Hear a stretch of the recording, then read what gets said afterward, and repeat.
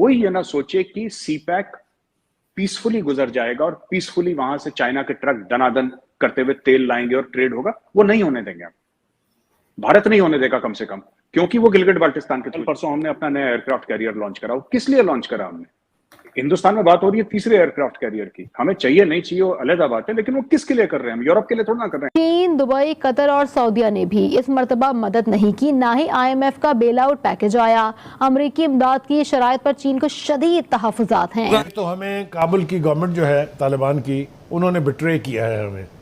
और अवाम आज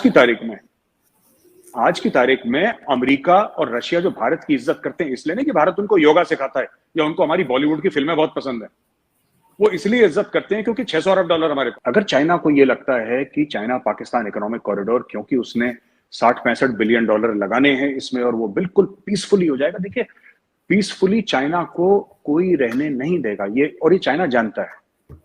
क्यों चाइना कह रहा है कि हम अफगानिस्तान से भी निकाल लेते हैं, हम यहां से भी कर। China is looking for options. जो औरिया साहब ने बात करी, ठीक बात करी, I agree with him.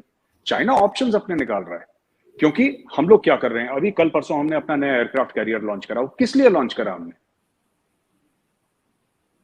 Hindustan में बात हो रही है तीसरे एयरक्राफ्ट कैरियर की। हमें चाहिए नहीं चाहिए वो अलग बात है, लेकिन वो किसके लिए कर रहे हैं? हम यूरोप के लिए थोड़ा ना कर रहे हैं, पाकिस्तान के लिए थोड़ा ना कर रहे हैं।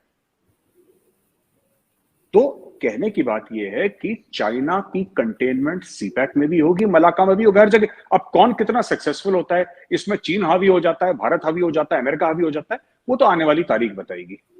लेकिन कोई ये ना सोचे कि सीपैक पीसफुली गुजर जाएगा और पीसफुली वहां से चाइना के ट्रक दनादन करते हुए तेल लाएंगे और ट्रेड होगा। वो नहीं होने देंगे हम, भारत नहीं होने देगा कम से कम, क्योंकि वो गिलगिट बाल्टिस्तान के थ्रू जाता है। बाकी चाइना जो है $200 अरब इन्वेस्ट करे पाकिस्तान में, $200 अरब इन्वेस्ट करे, बिल्कुल। वो चाइना और पाकिस्तान का अंदरूनी मामला है। पाकिस्तान एक खुद मुख्तार मुल्क है, भारत का कोई लेना देना नहीं है इसमें।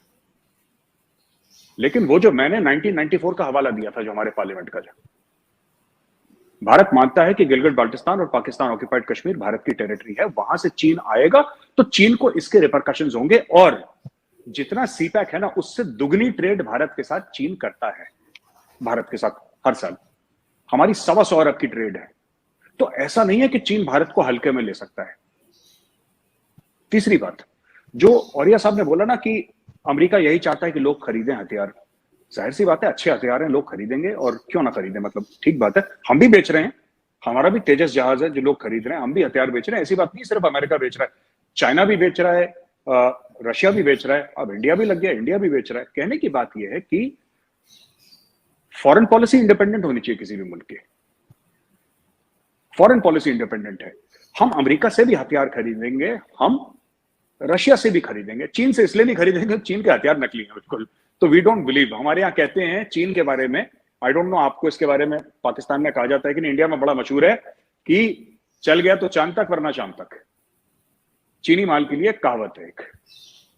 तो वी डोंट ट्रस्ट, और चाइना हमें बेचेगा भी नहीं हथियार, ना हमें चाइना से चाहिए, क्योंकि चाइना से अच्छे अच्छे हथियार वेस्ट से मिल रहे हैं, राफेल ये सब मिल रहा है आपको, यूरोफाइटर मिल रहा है आपको, ग्रिपन के हैं ये सब एयरक्राफ्ट है। तो we don't need China, but yes, China के साथ हमारी ट्रेड है। एक बात जो कही ना औरिया साहब ने, बांग्लादेश से लोग आते हैं, रोहिंग्या भी यहाँ पे आते हैं। 1971 की जंग हुई थी, उसके कई वजूहात थे, उसमें से एक रीजन ये भी था। हमारी जो प्राइम मिनिस्टर थी इंदिरा गांधी, उनकी स्पीच है, बीबीसी को इंटरव्यू दिया है, वो आप यूट्यूब में जाके चेक कर सकते हैं। उन्होंने उस समय स्पीच दी थी जंग से पहले, और ये जंग तो हुई थी दिसंबर में शुरू हुई थी जंग, लेकिन उन्होंने ये स्पीच गर्मियों में दे दी थी, अप्रैल मई जून जुलाई के बीच में, अगस्त तक उन्होंने स्पीच दे चुके थे कि असली जो हमारा प्रॉब्लम है वो ये है कि वहां पे बंगालीज जो हैं वो लाखों की तादाद में भारत में आ रहे हैं। उस जमाने में उनका ये था कि हमारे ऊपर जुल्म हो रहा है, पाक फौज वहां पे जुल्म कर रही है। फिर वही बात होमोदूर कमीशन रिपोर्ट, जिसके कुछ कुछ अंश मिलते हैं, बाकी तो हमने कभी नहीं पढ़ी होमोदूर कमीशन रिपोर्ट, हमने नाम सुना है उसका, but I have not personally read it, तो मैं कह नहीं सकता। मुझे लगता है कि डीक्लासिफाई अभी तक नहीं हुई है, इतना मुझे पता है उसके बारे में कि डीक्लासिफाई नहीं हुई है। अच्छा, ये जो बात इन्होंने कही ना कि अमेरिका, देखिए बात यह ना कि अमेरिका हर एक मुल्क को डील करना है दूसरे मुल्क के साथ। तो हमने ईरान के साथ तेल खरीदा, ईरान से हमने तेल लिया जब ईरान के ऊपर शदीद सैंक्शंस थे। क्यों? हमें जरूरत नहीं थी ईरान से तेल खरीदने की, हमें बिल्कुल जरूरत नहीं थी। सऊदी से हम तेल खरीदते हैं, उस समय ईरान कितना सस्ता दे रहा, 10%, 20%। हमारा तो ऑलरेडी चल रहा था वहां से तेल का, सऊदी से, और चल रहा है, आज से नहीं, कई कई दिहाइयों से, कई दशकों से चल रहा है। हमने ईरान से तेल इसलिए खरीदा क्योंकि अमेरिका ने बोला था मत खरीदो। देखिए, इसमें भी एक there is a geopolitical thing. आपको अपने आप को खुद मुख्तार अगर दिखाना है तो फिर आपको थोड़ा सा खून बहाना पड़ेगा, खुद का, दूसरे का नहीं, खुद का। अगर आप चाहते हैं कि लोग आपको इज्जत दें और खुद मुख्तार आप बने, तो आपको करना पड़ेगा। अमेरिका कितना लेट गया, सामने किया, कैट्सा लगा देंगे, कैट्सा आपके ऊपर लगा देंगे, सैंक्शन लगा, मतलब तुम्हारी, देखो तुम्हारे सैंक्शन तुम्हें लगाने, तुम लगा दो। आपकी इकोनॉमी का एक बहुत बड़ा बैरोमीटर जो है वो आपके फॉरेक्स रिजर्व्स हैं। आज की तारीख में अमेरिका और रशिया जो भारत की इज्जत करते हैं, इसलिए नहीं कि भारत उनको योगा सिखाता है या उनको हमारी बॉलीवुड की फिल्में बहुत पसंद है, वो इसलिए इज्जत करते हैं क्योंकि 600 अरब डॉलर हमारे पास है और उनको उनमें से कुछ पैसा चाहिए। ये दुकान है बहुत बड़ी ना, दुनिया मंडी है, ये सबको चाहिए। और हम सिर्फ आखिरी में ये कहूंगा, हम सिर्फ अमेरिका से हथियार नहीं खरीद रहे। ऐसी कौन सी फॉर्च्यून 500 कंपनी है जो इंडिया में नहीं है? और अमेरिका की कौन सी ऐसी बड़ी नामचीन कंपनी है जहां पे इंडियंस उनके बोर्ड में नहीं है, उनके चेयरमैन नहीं है, उनके सीईओ नहीं है, या उनके top vice president, senior vice president level पे नहीं है?